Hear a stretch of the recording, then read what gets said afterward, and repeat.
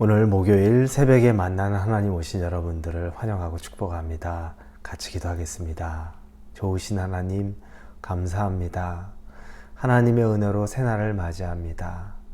2022년 마지막 목요일이지만 그러나 하나님 이 날을 감사함으로 시작합니다.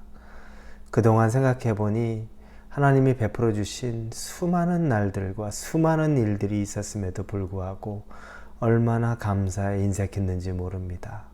입술을 열어 하나님에게 감사를 표하지도 못했고 마음을 열어 하나님 앞에 감사를 드리지도 못했고 우리의 물질을 하나님 앞에 기꺼이 드리며 감사를 표현하는데도 인색했던 것을 하나님 앞에 내어놓습니다.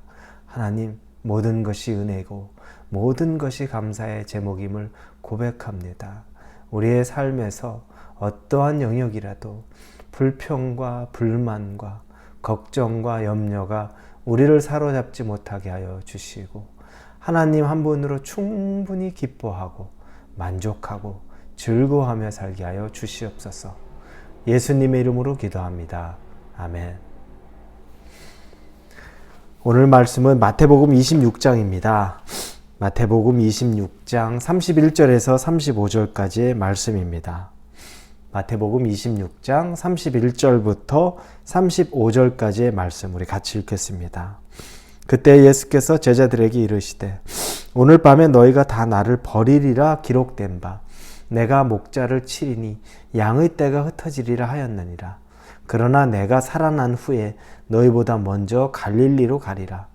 베드로가 대답하여 이르되 모두 주를 버릴지라도 나는 결코 버리지 않겠나이다.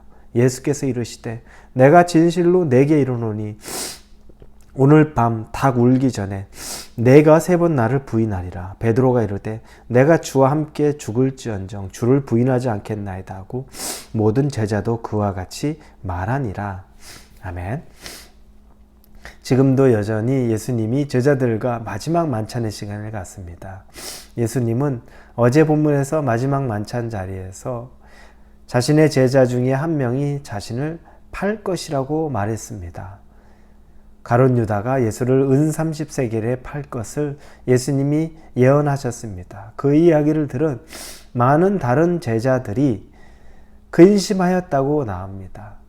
그러면서 한편으로 제가 그렇습니까? 제가 그렇습니까? 라고 되묻습니다. 그러지 않기를 바라는 마음이고 또 그러지 않을 수 있다는 생각이 담겨 있을 수도 있습니다. 그런데 결국에 한 제자 가룟 유다가 팔 것을 말하고 또 그에게 회개할 기회까지 주셨던 예수님입니다. 그렇다면 여러분, 나머지 11 제자들은 한 명의 제자 유다만 죄인이고 나머지 11명의 제자들은 그러면 예수님 보시기에 너무너무나 멀쩡하고 죄가 없고 또 예수님을 처음 그랬던 것처럼 마지막까지 같이 있을 수 있는 사람, 그런 사람으로 여길 수 있을까라는 부분에서 오늘 말씀 보면은 그렇지 않습니다. 예수님이 31절에서 제자들이 자신을 버릴 것을 예언합니다. 그때 예수께서 제자들에게 이르시되 오늘 밤에 너희가 다 나를 버리리라 기록된 바 내가 목자를 치리니 양의 떼가 흩어지리라 하였느니라. 가룟 유다는 예수님을 돈으로 팔았습니다. 은 30에 팔았습니다. 나머지 제자들은 어떻습니까? 31절에 보니 다 나를 버리리라 라고 나옵니다. 예수님을 버린다고 나옵니다. 돈으로 파는 것이나 버리는 것이나 사실은 별반 차이가 없는 거죠. 예수님을 버린 것은 똑같다는 겁니다. 돈을 얻었든지 돈을 얻진 않았든지 부인하고 버린 것이죠. 그런데 우리가 아는 것처럼 베드로가 예수님을 부인한 것, 베드로만 그랬습니까? 아니요. 오늘 본문에 보니까 너희가 다 나를 버리리라. 다 나를 버리리라 이렇게 말하고 있습니다. 나머지 11 제자가 다 똑같다는 겁니다. 예수님을 버릴 것이다 라고 예언한 것입니다. 그러자 베드로가 예수님에게 이야기하죠. 저는 절대, 그래서 본문에 보니까 내가 진실로 내게 베드로가 대답 33절입니다. 베드로가 대답하여 이르되 모두 주를 버릴지라도 나는 결코 버리지 않겠나이다. 아주 장담을 하면서 얘기합니다. 다른 사람 다 버려도 저는 결코 예수님 버리지 않습니다. 그러자 예수님께서 말씀합니다. 내가 진실로 내게 이르노니 오늘 밤 닭 울기 전에 내가 3번 나를 부인하리라. 아주 치명타를 예수님께서 날리는 거죠. 쐐기를 박습니다. 제가 절대 그런 일 없습니다. 다른 사람은 다 그래도 나는 안 그럽니다. 라고 할 때 오늘 닭 울기 전에 네가 3번 나를 부인할 것이다. 라고 말합니다. 여러분, 우리는 이 본문을 보면서 몇 가지 우리에게 주는 교훈들을 보게 됩니다. 첫째는 아주 작은 정도의 차이만 있을 뿐이지 우리 모두가 죄인이라는 겁니다. 가룟 유다가 은 30에 예수님을 판 것이나 나머지 11제자가 모두 다 예수님을 부인하는 것이나 정도의 차이는 있지만 모두 다 예수님을 버린 것은 똑같다는 겁니다. 우리가 이런제 저런제 이야기하면서 다른 사람 판단하고 정죄 얼마나 잘합니까? 그리고 우리는 좀 깨끗한 것처럼 여기지 않습니까? 그런데 이 12제자의 모습만 봐도 나는 그렇지 않을 것이다 라고 얘기하지만 결국에는 다 부인하는 모습을 봅니다. 우리 인간의 연약함이란 이렇습니다. 죄성이란 이렇습니다. 내가 깨끗해 보이고 내가 다른 사람보다 나아 보여도 그나 나나 별반 차이가 없다는 겁니다. 정도의 차이가 없습니다. 사실 예수님이 볼 때 우리는 모두 그래서 죄인인 겁니다. 모두 죄인. 그러나 예수 믿는 사람은 용서받은 죄인 되는 겁니다.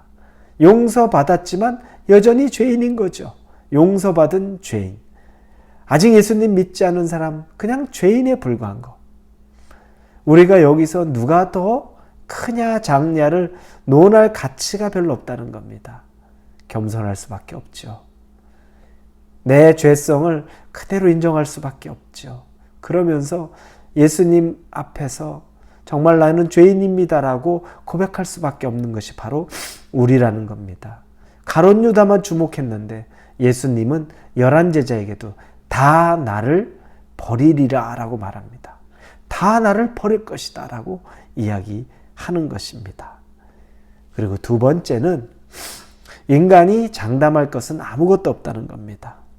제가 목회자이기 전에 한 사람으로서 성도의 한 사람, 또 성도를 떠나 인간의 한 사람으로서 이렇게 삶을 돌이켜 보니까 하나님 의지하는 것 아니라 사람을 의지하고 사람을 믿고 사는 것은 정말 한계가 있다는 것을 너무너무 절감합니다.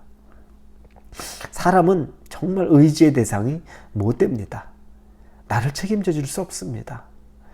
그래도 가장 사람 중에 우리를 가장 책임져 줄 수 있는 분, 누구보다 나를 자신보다도 더 책임져 줄 수 있는 사람이면 누구겠습니까? 가장 근접한 게 우리 부모님 아니겠습니까?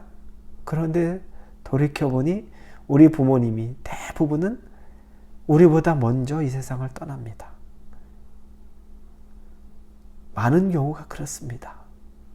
자녀보다는 부모님이 먼저 이 세상을 떠나시더라고요. 그렇게 사랑하는 자녀인데도 본인들이 영원히 책임져 주지를 못합니다. 그리고 그렇게 눈을 감습니다. 여러분, 이게 인생입니다. 사람은 우리를 영원히 책임져 주지 못합니다. 그런데 우리가 영원히 책임져 줄 것처럼 다른 사람 의지하고 다른 환경 의지하고 사는 것, 여러분, 아무것도 우리에게 중요한 것이 아니라는 겁니다. 인간 장담할 것 없습니다. 11명의 제자들이 다 나는 절대 부인하지 않을 겁니다 하는데 다 부인합니다. 다른 사람은 다 그럴지라도 저는 절대 안 합니다라고 하는 베드로는 예수님이 네가 3번 나를 부인할 것이다 라고 이야기합니다. 장담할 것이 아무것도 없습니다. 뭘 믿고 사시겠습니까? 그러니 예수님 밖에는 믿고 살 사람이 없다는 겁니다. 이렇게 우리는 다 예수님 부인할 수밖에 없는 사람인데, 그런데 예수님은 아무리 인간에게 배신을 당해도 우리를 떠나지 않습니다. 오늘 본문의 32절에 그러나 내가 살아난 후에 너희보다 먼저 갈릴리로 가리라 이렇게 말씀하십니다. 예수님이 부활하신 이후에 제자들보다 먼저 갈릴리에 가 계시겠다는 겁니다. 기다리겠다는 겁니다. 요한복음에 보니 정말 그곳에 먼저 가 계신 다음에 심지어 조반을 준비해 줍니다. 이 제자들을 위해 아침을 준비해 주시는 분이 바로 예수님입니다. 여러분, 배신당할 것을 이미 알고 인간에게 배신당했고 제자들에게 그렇게 애정을 쏟았는데 배신당했는데도 불구하고 이미 말씀하십니다. 내가 다시 살아난 후에 너희보다 먼저 갈릴리로 갈 것이다. 내가 너희들을 다시 찾아갈 것이다. 사람이 할 수 있습니까? 사람 절대 못하죠. 우리 얼굴도 안 보고 싶어 하죠. 누군가에게 배신당했다고 생각하면 정말 얼굴도 보고 싶어 하지 않습니다. 예수님은 그럼에도 불구하고 먼저 찾아오겠다고 말씀하시고 그런 것처럼 그리고 나서 그 제자들에게 조반을 준비해 줍니다. 여러분, 이분이 예수님입니다. 그런데 우리가 누구를 의지하고 살겠습니까? 이 예수님, 어떤 상황이 돼도 여러분을 버리지도 않고 여러분을 포기하지도 않고 여러분을 내버려 두지 않는 이 예수님 외에 뭘 의지하고 사시겠습니까? 이분보다 더 확실한 분이 어디 있겠습니까? 여러분, 예수님 잘 붙잡으십시오. 예수님 사랑하십시오. 예수님이 우리와 함께 계십니다. 설령 내가 죄인으로 장담할 것 없이 부족하다 할지라도 그러나 늘 우리와 함께 하시는 예수님에게로 여러분이 다시 돌아오실 수 있기를 우리 예수님의 이름으로 축원합니다. 기도합니다. 예수님만 의지합니다. 우리는 죄인이어서 예수님 떠나지만 그럼에도 불구하고 예수님은 다시 우리에게 찾아오셔서 기다리고 조반까지 준비해 주시는 그 예수님이기에 우리가 다시 감격하고 감사합니다. 예수님의 이름으로 기도합니다. 아멘.